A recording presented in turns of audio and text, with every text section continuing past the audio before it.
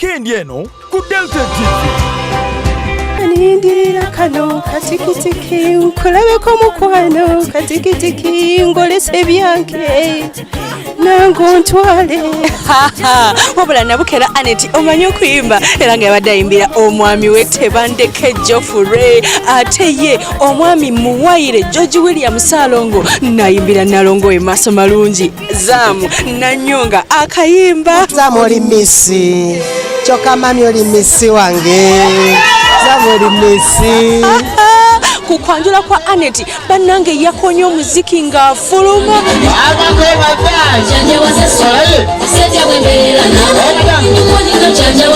ekidala kyonna kyabadde kisanyufu ate n'engoye ze yayambadde zizabadde nnyo okuba mukyala Black Beauty.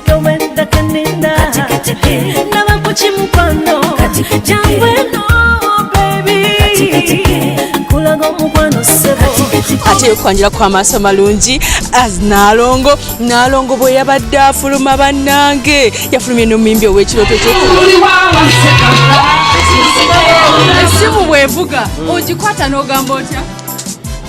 Darling, sweetheart mami. Nalinkulira kaliba nawe mukwano, nalinkulira kaliba nawe.